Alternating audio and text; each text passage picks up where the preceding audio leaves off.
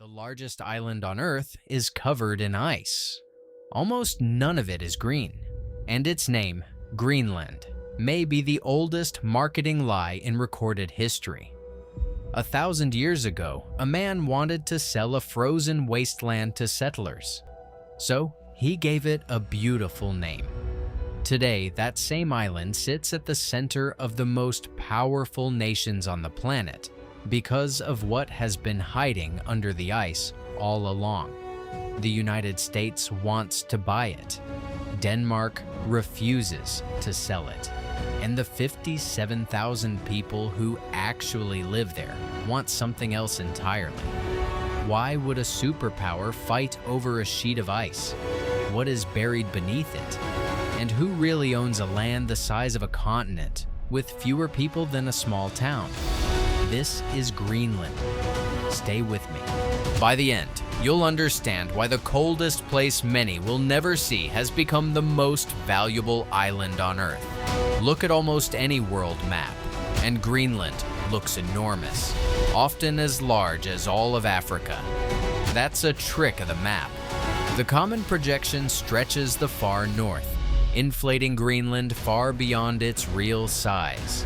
But the truth is barely less staggering. Greenland is the largest island on the planet, and roughly 80% of it is buried under a single unbroken sheet of ice. That ice sheet covers over 1.7 million square kilometers. To picture it, imagine the entire state of Texas, then stack it 3 times over. That is how much of this island is frozen solid. And it is not a thin crust. On average, the ice is more than 1.5 kilometers thick. At its deepest, it plunges over 3 kilometers down, more than 11,000 feet of solid ice pressing on the land below. In total, it holds nearly 3 million cubic kilometers of frozen water. This is the second largest body of ice on Earth after Antarctica, and much of it has sat here layer upon layer for hundreds of thousands of years. That weight does something strange. The ice is so heavy that it has pushed the very bedrock of Greenland downward, sagging the island like a bowling ball resting on a mattress. In places, the ground beneath the ice has been pressed below sea level. Hidden under the white are mountains, valleys, and vast basins where ancient lakes once sat. An entire landscape, sealed away and unseen. And as the ice melts, that crushed land is slowly, literally, rising back up. And this ice is not still. It moves. On Greenland's west coast lies the Ilulissat Ice Fjord, fed by one of the fastest moving glaciers on Earth. It flows toward the sea at up to 19 meters a day, and each year it calves more than 30 cubic kilometers of ice into the ocean, a single glacier shedding around 1/10 of all of Greenland's icebergs. Scientists have studied it for over 250 years. It is one of the places where our modern understanding of climate change was born. The ice can look eternal. It is anything but. And it remembers. Locked inside this ice is a record of the planet's past. Each year, snow falls and compresses into a new layer, trapping tiny bubbles of ancient air. Drill down through the ice sheet, and you drill back through time, reading the atmosphere of a world that existed more than 100,000 years ago. Greenland is not just frozen water. It is the longest, most detailed diary of Earth's climate ever written. And we are now watching that diary begin to melt. Now, here is the part that should give you pause. If all of that ice were to melt, the world's oceans would rise by around 7 meters, more than 20 feet, enough to redraw the coastline of every continent, to put parts of Miami, Shanghai, and Amsterdam underwater. For every single centimeter the sea rises, roughly 6 million people are pushed into the path of coastal flooding. So, this frozen island, empty and silent, is quietly holding one of the most powerful forces on the planet in check. A slow-motion flood locked in ice. For most of human history, none of this mattered to the outside world. Greenland was too cold, too remote, too useless to fight over. A blank white space at the top of the map. But that blank space has a history, and it begins with a lie, told by an exile, running from a murder, looking for somewhere to start again. His name was Eric the Red, and he was not a man you would want as a neighbor. Eric was born in Norway, but his family was forced out after his father was exiled for killing several men. They resettled in Iceland, and there, history repeated itself. Around the year 982, Eric himself was banished, sentenced to exile for murder, after a dispute with a neighbor spiraled into bloodshed. With nowhere left to go, Eric did what desperate men in that age did. He pointed his ship west into open ocean toward a frozen land others had only glimpsed. He spent 3 years exploring its coast, and when his exile ended, he sailed back to Iceland with a plan. He needed people to follow him to this new place. But no one crosses a brutal sea to live on a glacier. So Eric gave the island a name designed to sell it. He called it Greenland, green, lush, fertile, a promised land. It was, in large part, a marketing campaign, the most successful and most misleading in history, and astonishingly, it worked. Around the year 985, Eric set sail again, this time leading a fleet of 25 ships, carrying roughly 500 men and women, along with their livestock and everything needed to build a new world. They settled the fjords of the south, where thin ribbons of green really did cling to the coast. The colony grew. By the year 1000, some 3,000 Norse settlers lived here across hundreds of farms. They built churches. They even had a bishop. And they grew wealthy on a single, strange commodity: walrus ivory. For a time, the Greenland Norse held a near monopoly on the walrus tusks that medieval Europe prized for carvings and treasures. This remote colony was, briefly, plugged into the luxury trade of an entire continent. They raised sheep and cattle on the thin coastal grass. They shipped tusk and hide and rope back to Norway and received timber, iron, and news of the wider world in return. For 2 centuries, against every odd, it worked. A tiny outpost of medieval Europe, thriving at the very edge of the known world, and then it fell apart. Around the year 1250, the climate turned. A period known as the Little Ice Age set in. Harsher winters, sea ice choking the trade routes, shorter seasons that starved the livestock. At the same time, the market collapsed. Higher quality elephant ivory flowed back into Europe, and the demand for walrus tusk crashed. The one thing that made Greenland valuable was suddenly worthless. Cut off, cooling, and broke, the Norse settlements withered. By the end of the 14th century, they were fading, and by the 1400s, they were simply gone. No final battle, no single catastrophe. An entire European civilization swallowed by silence and ice.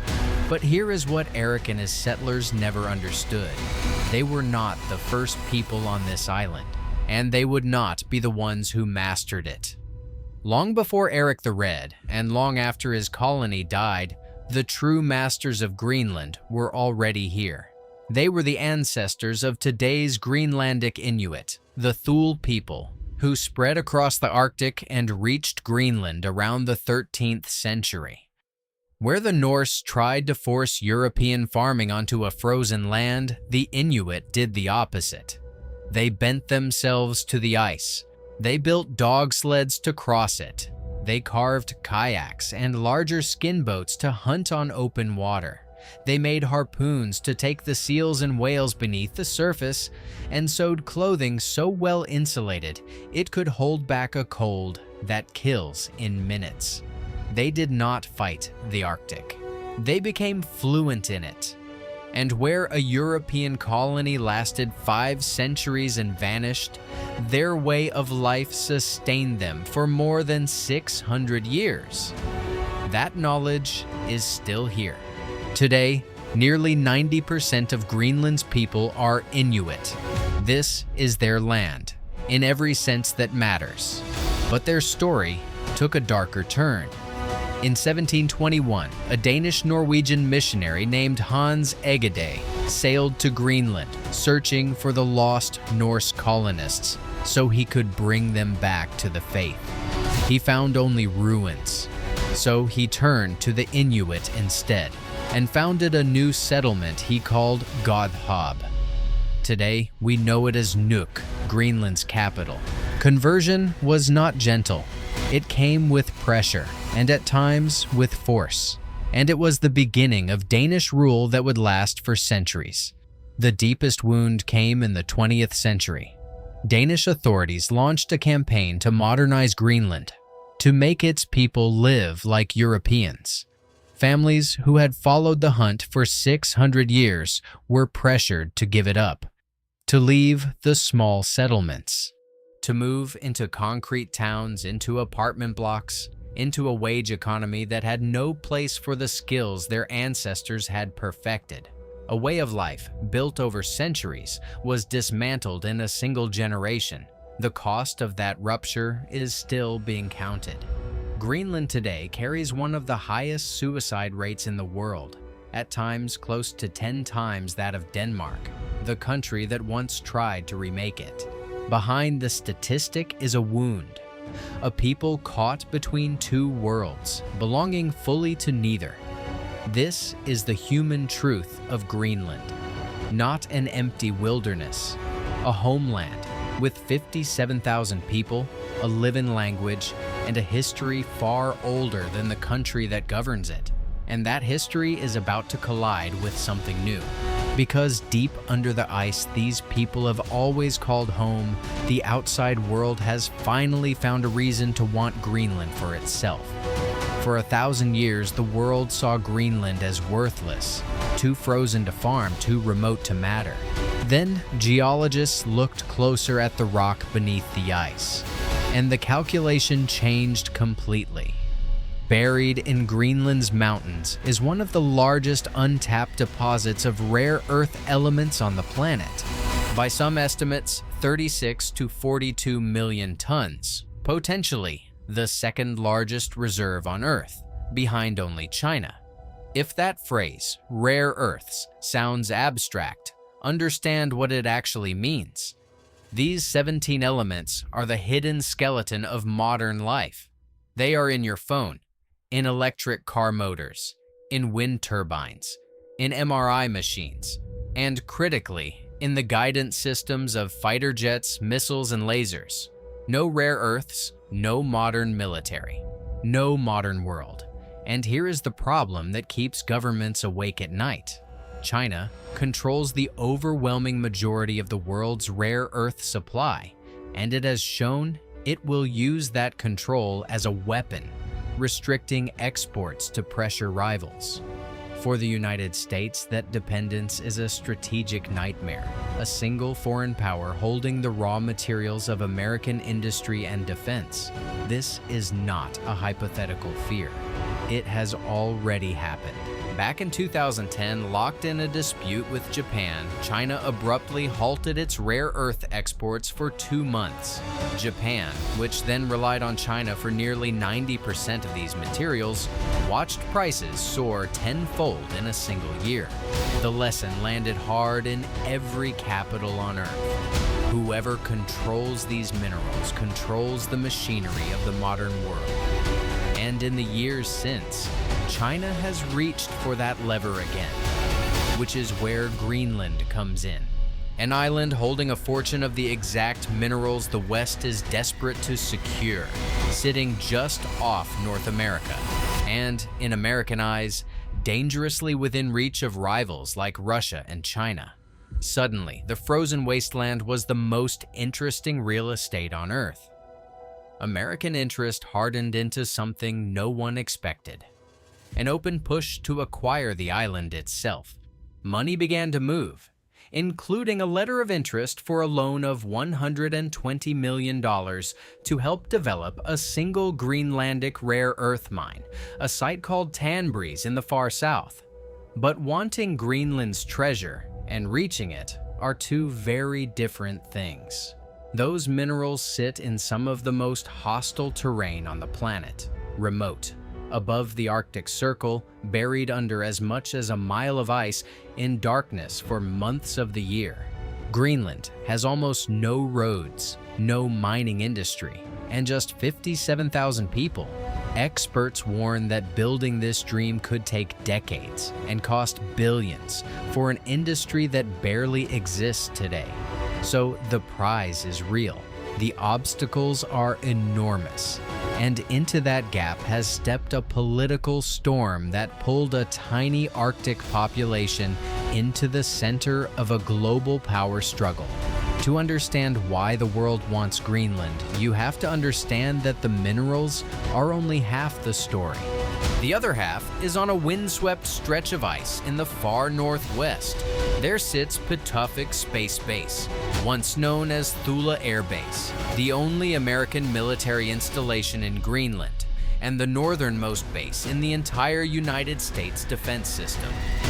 It lies more than 1,000 kilometers above the Arctic Circle, and from this frozen outpost, American radar watches the top of the world.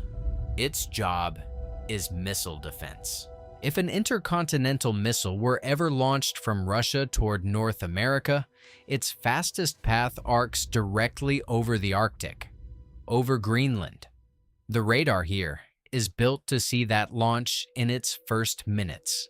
The United States has held this base since a 1951 agreement with Denmark. In the Cold War, it housed 6,000 personnel. Today, it holds around 150. But its strategic value has only grown as a warming Arctic opens new shipping routes and old rivals return to the region, and those rivals are moving fast. To the east, Russia has turned the Arctic into a fortress, reopening Soviet-era bases, ringing its northern coast with air defenses, and building the largest fleet of icebreakers on Earth. More than 40 of them, several nuclear-powered, now including armed combat icebreakers, designed to break ice and fight at the same time. The Arctic already accounts for around 1/10 of Russia's entire economy, and Russia is not alone. China, though it touches no part of the Arctic, has declared itself a near-Arctic state and is pushing what it calls a polar Silk Road, a new trade route across the top of the world. In 2025, the two powers signed an agreement to develop the Arctic Passage together. The frozen North is becoming the next great arena of rivalry between nations. And Greenland sits at its very center. And the idea of owning Greenland is older than it sounds. The United States tried to buy the island once before in the years after the Second World War, and Denmark said no. What has changed since is not the map. It is the stakes. So when a sitting American president declared in recent years that the United States should own Greenland, it was not a passing remark. It became policy. The administration pushed a framework tying Greenland to American security and to rights over those rare earth minerals. Senior officials, including the vice president, flew in for talks. The message was blunt. The United States intended, one way or another, to bring Greenland into its orbit. Denmark's response was equally blunt. Greenland, its leaders repeated, is not for sale. Danish diplomats called the American proposals to take control of the island unacceptable. Overnight, two NATO allies were locked in a public standoff over a piece of the Arctic. But in all of this, one voice matters most in law, and it is the one most often forgotten: the people of Greenland themselves. And they have been remarkably clear. When Greenlanders were polled about becoming part of the United States, around 85% said no. Just 6% were in favor. They have no interest in trading one distant capital for another. What they want is something harder. In 2024, Greenland declared that its true goal is independence, to become a sovereign nation for the first time in its history. Every major party on the island now backs that goal. In the 2025 elections, the debate was not whether to seek independence, but how fast. They differ only on the speed, and yet independence carries a price few can ignore. That is the paradox waiting at the heart of this story. Denmark sends Greenland an annual subsidy of around $500 million, money that funds a huge share of the island's budget, its hospitals, its schools, its salaries. Cut that cord, and Greenland stands alone, with an economy that still depends on fish for over 90% of its exports. Stand in Nuuk, Greenland's capital, and the paradox is everywhere around you. Colorful houses bolted to bare rock, fishing boats in the harbor. A third of the entire country's population living in a town smaller than a modest city. Seal and reindeer sold near imported smartphones. A hunting culture thousands of years old, wrapped around a modern welfare state funded from across the sea. And above it all, a question no one here asked to answer. Who will control the future of this island? Greenland's dilemma is almost cruel in its symmetry. Its people want to be free of Denmark, but Danish money keeps the lights on. A superpower offers wealth and attention, but its people overwhelmingly reject becoming American. And the fortune that could fund true independence lies locked under a mile of ice, decades and billions away from ever being touched. Freedom they cannot yet afford, wealth they cannot yet reach. A future everyone wants to decide for them. If you've come this far with me, I want to invite you to subscribe and come explore the world with us every week. The real places and the real forces shaping them far beyond the headlines. That's the whole reason this channel exists. Because Greenland's story is not really about ice or minerals or presidents. It is about a small people on a vast frozen island being asked to choose between security and freedom, between the past and an uncertain future, while the most powerful nations on Earth watch and wait and want. A legal commission is now studying exactly how Greenland could one day trigger its independence, with conclusions expected by the end of 2026. For the first time, the path is being mapped, but no map can answer the deeper question, not who owns Greenland, but what happens to it next. And to understand that, we have to look at where all of this is heading, because the same force that could free Greenland is the one now transforming it faster than anyone imagined. Return to that lie at the very beginning. A frozen island given a green name to fool settlers into coming. For 1,000 years, that name was a joke. Greenland was white, not green. But the planet is warming, and Greenland is warming faster than almost anywhere on Earth. Its great ice sheet is thinning, its glaciers are retreating, and along its edges more bare land emerges each year from beneath the melting ice. Slowly, impossibly, Eric the Red's lie is coming true.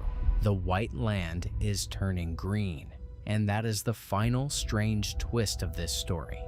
The very thaw that threatens the world's coastlines is the thaw that could unlock Greenland's fortune, exposing the rock, the minerals, the harbors, and the shipping routes that a warming Arctic will open. As the sea ice retreats, passages that stayed frozen shut for all of recorded history are opening across the top of the world. Shortcuts between oceans that every trading and military power wants to control. And Greenland sits directly astride them. The disaster and the opportunity are the same event. The melting is the catastrophe, and the melting is the prize. This is why the world has suddenly turned its eyes to a place it ignored for centuries. Not because Greenland changed, because we did. Our technology made its minerals priceless. Our rivalries made its position vital. Our warming made its ice retreat.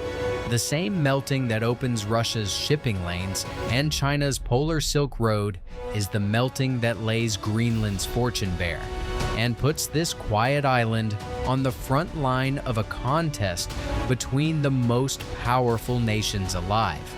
An island that sat frozen and forgotten at the top of the map is now, all at once, one of the most contested places on the planet.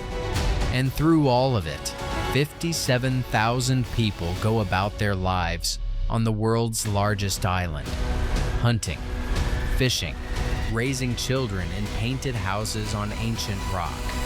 A people who mastered this land long before anyone else wanted it, and who may, before this decade ends, finally decide its fate for themselves. Eric the Red named this place to deceive. He could never have imagined that, 1,000 years later, the whole world would come to believe the land was worth taking, and that its true owners would still be here, waiting to choose. If this stayed with you, do 3 things. Subscribe so you don't miss where we go next. Share this with 5 people who think they know the map of the world, and tell me in the comments, do you think Greenland will ever become a country of its own? Then tell me where we should go next. Somewhere remote, somewhere extraordinary, somewhere the map still goes quiet.